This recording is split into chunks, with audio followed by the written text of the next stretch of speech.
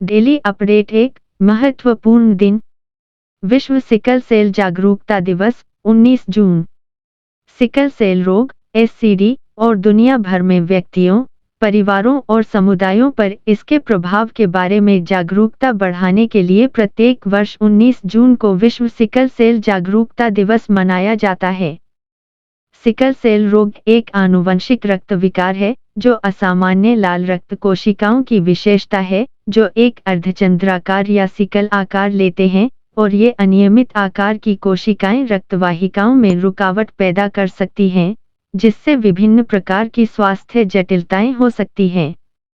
विश्व sickle cell जागरूकता दिवस की उत्पत्ति 22 दिसंबर 2008 को अपनाए गए संयुक्त राष्ट्र महासभा के प्रस्ताव में हुई है। संकल्प ने सिकल सेल रोग को वैश्विक स्वास्थ्य चिंता के रूप में मान्यता दी और दुनिया भर में बीमारी के बारे में जागरूकता बढ़ाने के लिए 19 जून को आधिकारिक दिन के रूप में नामित किया। इस वर्ष का वैश्विक विषय प्रगति के माध्यम से आशा, विश्व स्तर पर देखभाल को आगे बढ़ाना है। Daily update. 2 महत्वपूर्ण दिन, विश्व सॉन्टरिंग दिवस 19 जून। हर साल 19 जून को विश्व सॉन्टरिंग दिवस मनाया जाता है ताकि जीवन को समय के अनुसार जिया जा सके और दुनिया की गति की चिंता न की जाए, बल्कि अपने जीवन की गति निर्धारित की जाए और उसका आनंद लिया जाए। सॉन्टरिंग उत्पादकता बढ़ाने और समग्र मनोदशा को बढ़ाने में भी मदद करता है। सॉन्टर शब्द फ्रांसीसी द्वारा गढ़ा गया था जिसका अर्थ है दुनिया में हर समय इत्मीनान से और धीरे धीरे चलना। 1970 में नैकिनेक द्वीप पर ग्रैंड होटल में काम करने वाले प्रचारक W.T. रबे ने अमेरिका की तीव्र गति की दिनचर्या से निपटने के लिए इस विचार की कल्पना की थी। 1970 से विश्व सॉन्टरिंग दिवस मनाया जाता है। Daily update. 3 समझौता। विदेश मंत्रालय और SBI ने इमिग्रेट पोर्टल के माध्यम से प्रवासी श्रमिकों के लिए डिजिटल भुगतान बढ़ाने के लिए समझौता ज्ञापन पर हस्ताक्षर किए। विदेश मंत्रालय (MIA) और भारतीय स्टेट बैंक (SBI) ने SBI के भुगतान गेटवे SBAPay को इमिग्रेट पोर्टल के साथ एकीकृत करने के लिए एक समझौता ज्ञापन (MOU) पर हस्ताक्षर किए हैं।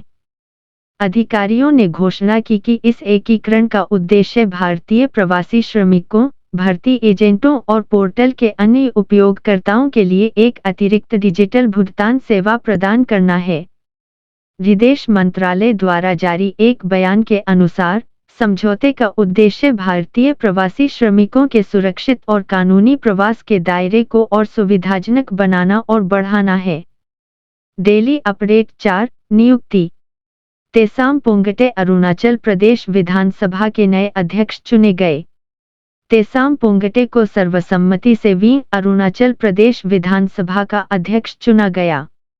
19 अप्रैल को हुए चुनाव में चांगलांग उत्तर विधानसभा क्षेत्र से निर्वाचित हुए पोंगटे ने सदन में कहा कि वह बिना किसी पूर्वाग्रह के सदन का संचालन करने की कोशिश करेंगे और राजनीतिक संबद्धता से परे सभी सदस्यों को बहस और विचार विमर्श में भाग लेने का समान अवसर देंगे। भाजपा के कार्दो नेयेग्योर को भी सदन का उपाध्यक्ष निर्विरोध चुना गया। पोंगटे पिछली विधानसभा में उपाध्यक्ष थे। Daily update. 5 रक्षा। इजरायली नौसेना को दूसरा नया अमेरिका निर्मित लैंडिंग क्राफ्ट का प्राप्त हुआ। इंस्कोमेम्यूट Israel navy ship Independence (LSV) landing craft Israel पहुंचा और इसे परिचालन रूप से इजरायली नौसेना में एकीकृत किया जाएगा। जहाज ने संयुक्त राज्य अमेरिका में पासकगोला के बंदरगाह से अपनी यात्रा शुरू की और हाइफा में इजरायली नौसेना बेस पर डॉक किया। पिछले 8 महीनों में अमेरिका से इजरायल नौसेना द्वारा अधिग्रहित किया जाने वाला यह दूसरा ऐसा नौसैनिक लैंडिंग क्राफ्ट है। इस पोत के इजरायल राज्य के प्रादेशिक जल में प्रवेश के समय इजरायली नौसेना के पोत मिसिंग स्वरूप में थे। यह स्वॉर्ड्स ऑफ आयरन युद्ध में शहीद हुए सैनिकों की याद में किया गया था। Daily update. 6 अर्थव्यवस्था। RBI ने पूर्वांचल सहकारी बैंक का लाइसेंस रद्द किया।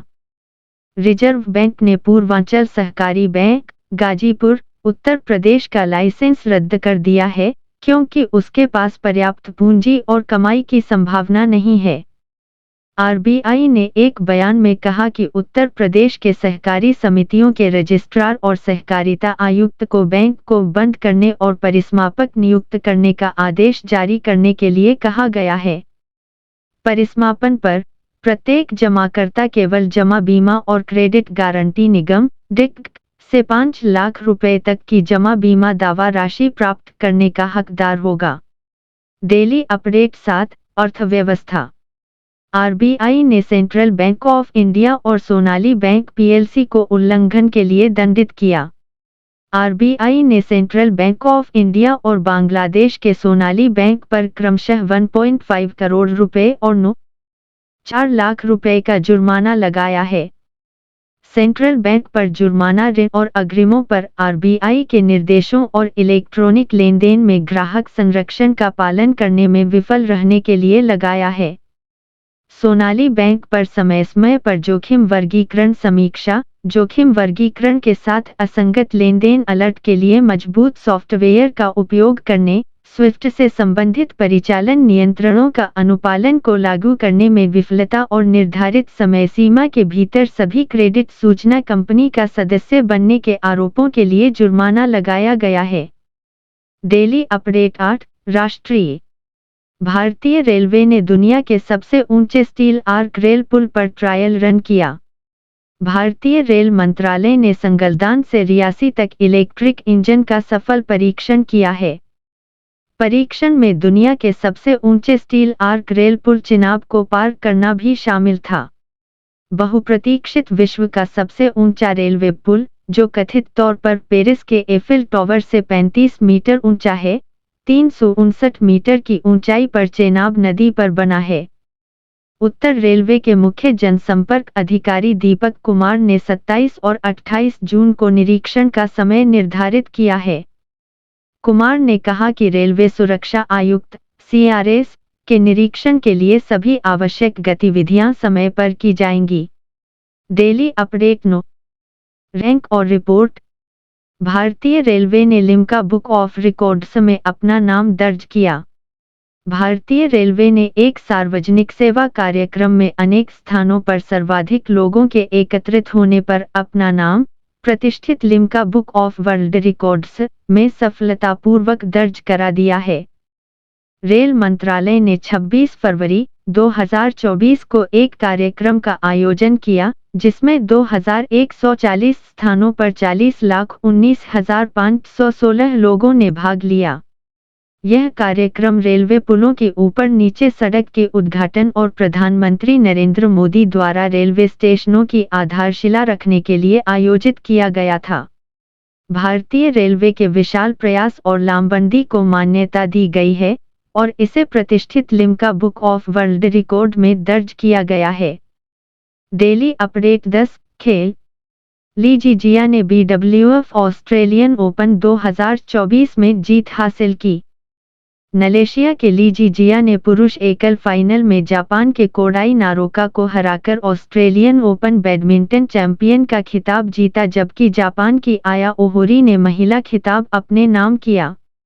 कई शीर्ष रैंकिंग वाले खिलाड़ियों के टूर्नामेंट में भाग न लेने के कारण विश्व के 8वें नंबर के खिलाड़ी ली ने इसका फायदा उठाते हुए सिडनी में अपने छठे रैंक के प्रतिद्वंद्वी को 21 से 19, 11 से 21, 21 से 18 से हराया। यह BWF विश्व टूर पर उनके करियर की छठी जीत थी और उन्होंने पिछले महीने थाईलैंड ओपन में जीत हासिल की थी। ओहोरी ने विंग रैंकिंग के इंडोनेशियाई किशोर एस्टर नुरुमी ट्राइवार्डोयो को 17 से 21, 21 से 19, 21 से 16 से हराया।